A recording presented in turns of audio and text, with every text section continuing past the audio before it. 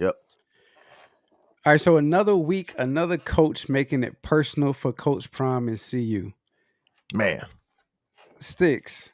What are your thoughts on Jay Norville and his comments about his mom teaching him how to talk to grown-ups and taking off his hat and his sunglasses and it being directed towards Coach Prime?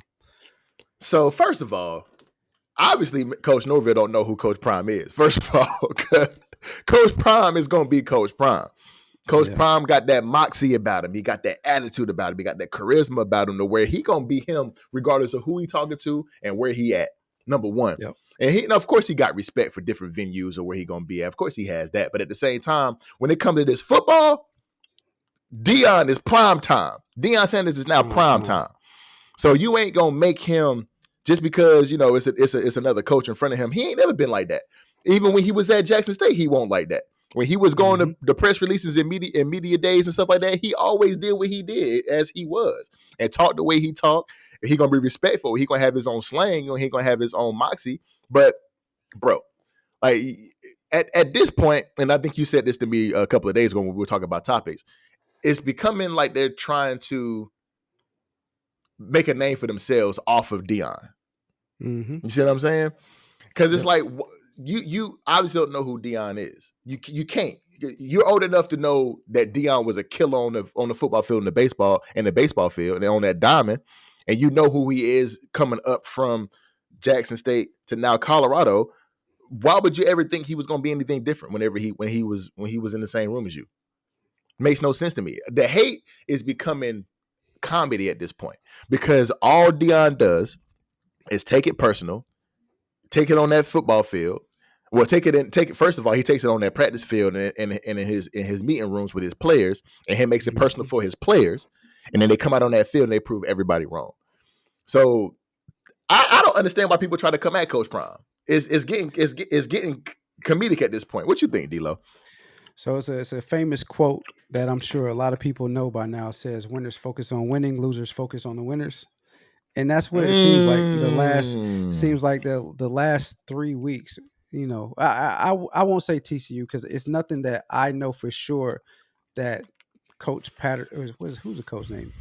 What's the coach at TCU? Whatever the coach at TCU Mm. is, it's nothing that he said externally about Coach Prime in Colorado that they used as motivation and took personal, but it was something that Shador and Dion knew about how Kendall Brow, the offensive coordinator at TCU, how he treated Shador while they was at FSU's football camp when he was the offensive coordinator there.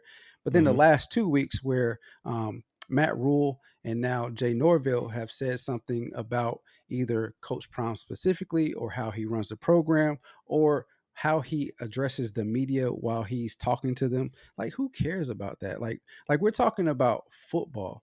We're not talking Mm-hmm. about taking personal attacks on a coach and how he conducts business when he's talking to the media. Obviously, the media doesn't have any concerns about how he addresses them with a hat and shades on. They've been there. College Game Day's been there. Is there this week? Fox Fox Sports was there last week for the Nebraska game, and they're there this week for the Colorado State game. Colorado State, who hasn't been relevant in football for quite some time. We're talking about Colorado State and Colorado now. So you I understand it's a rivalry game and you try to use whatever you can to get under the other team's skin to distract them from what they're supposed to be doing, which Mm-hmm. is devising a game plan to beat you and focus more so on what you have said about them The in the external things, yeah. press. But Mm-hmm. there's also a flip side of that too. You become bulletin board material. I was always taught, and I'm sure you were taught the same thing when you were playing. Don't be bulletin board material because those are small things that get teams riled up. And you don't want when you're talking about top notch athletes, you don't Mm-hmm. want to put a chip or add a chip on the team's shoulder because Mm-hmm. when you talk about superior athletes, they try to find any type of motivation to get them up, and when you provide that for them, then you're just causing a lot of trouble for yourself. And I fully expect that when Coach Prime said it's personal, we're gonna see how personal it is today because 100%. he basically said that Deion Sanders' mom, which if you know anything about Deion Sanders, he loves his mom. He always contributes everything Mm-hmm. to God, and then next in line is his mom. Mm-hmm. When you mention her, Oh, you it's a really on wrap. the wrong side with him. It's a wrap. It's a wrap, and he definitely he's always been taking everything personal. Anytime somebody talk junk to him on the field, he gonna take it personal. He gonna try to show out. He does the same Yeah. thing in coaching. I don't know if you saw that clip, but I saw it on Instagram where old boy made the comment about the glasses. He bought the whole team them same shades. Yep. And he's coming out with those shades as his own line. I think in the near future, you can pre-order those shades now, which I may Hmm. get me some, even though I don't wear shades.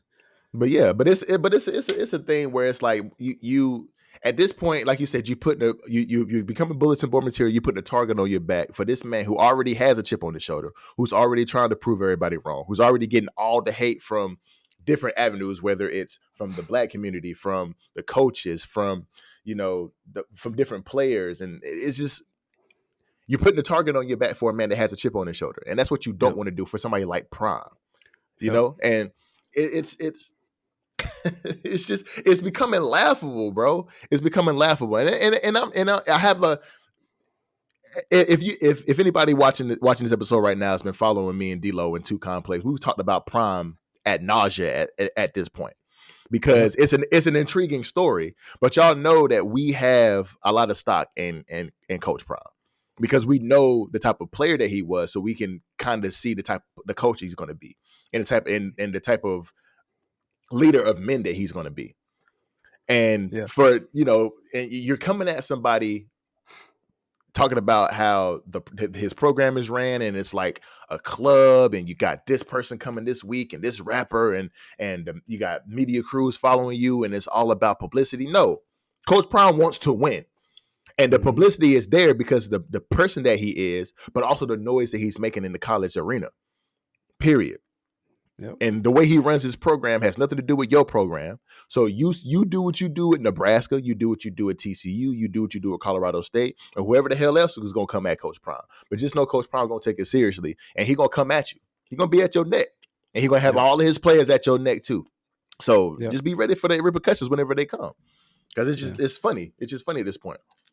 And to add to that real quick, about the him being good in football and baseball, and so you can imagine what type of coach he's going to be. It doesn't always work out that way. So good players don't always turn out to be good coaches. Very We've true. seen it. We've seen it happen many times. But as you mentioned, you knew what type of player he was. But then when you listen to him talk and how he can motivate you, it only Mm-hmm. blends well that he's going to gain the respect of the people that he's leading, of the kids that he's leading, of the players that he's leading, because they knew who he was as a player. And now to hear him talk is like, oh, he knows what he's talking about. And I can get motivated from him speaking to me every day. And he's bringing other coaches around him that know their stuff. Eventually, like we said last week, we didn't think they would be this good this fast. We knew in a matter of time that it was going to click and the team was going to gel. But for Mm-hmm. him to do what he's doing now, and I know we've talked about the same thing twice, just in a different fashion, 2 weeks in a row, but to see it this fast and to come to fruition this fast, even if they don't win another game this year, they've already doubled the amount of wins that they had last year. And I'm sorry, TCU and Colorado is like you mentioned, it is basically a must see TV. You have celebrities on the sideline or attendance in games, as you saw with their first home game last week. You had various artists and entertainers at the game, sold out crowd. It's expected to be sold out today or tonight as well. The culture is completely changed in Colorado. The prime effect is in full effect. He did it at Jackson State. He's doing it at Colorado. Coaches Mm-hmm. don't like this because now they have to adjust. It's something new that they have to adjust to, because he's going Mm-hmm. to beat you in recruiting. Because you mentioned that you wouldn't have mind playing for him when you were playing football. I share that same sentiment. I'll also add that if Dalen is good enough to play football and have Coach Prime recruit him, I would want him to play for him. And I've had multiple players that I've played with and seen multiple players online say the same thing. So you can Mm-hmm. only imagine that kids, that parents with kids that can play football in the future, and that's going to be a while from now. You can only imagine how players now and their parents feel about Coach Prime, because you're just wrapped up in the frenzy and the prime effect that or the effect that is Coach Prime. So That's just how it's gonna go, man. It's how in it's gonna go. we gonna see, man. I'm gonna be right in front of the TV tonight whenever that game is on, and I'm gonna Yep. be watching what I feel like is gonna be Colorado beating up on Colorado State. That's what I feel like is Hmm. gonna happen. I'm gonna predict this game is gonna be like 35-7. Something Okay, like that. Like, you know what I'm I can saying? see Like that. they gonna beat them up. It's gonna be, and I think they're already, Colorado State is already underdogs. But Hmm. like you said, they just trying to make some kind of noise to take Colorado away from the goal, which is putting the game plan together. And they want to what they all they did was make them was become billboard material, as you said. So we're gonna Yep. see what happens tonight, man. We'll probably talk about it next week. Now, Maybe, maybe for sure. depending on what Oregon says this coming next coming week. Tell me about it. They won't be dumb enough to say anything though. I don't Nah, think. I doubt it. I doubt it too. I doubt it. Thank you for watching this video. If you've made it this far and you like what you see, there's an episode on the screen right here. Make sure you click that and view that. I think you're gonna love it. Also, hit that subscribe button that's right here too. If you don't mind, we got a goal of 450. We're trying to get there. Thank y'all for getting us to 400. And also, we're on all these streaming platforms, wherever you find your podcast.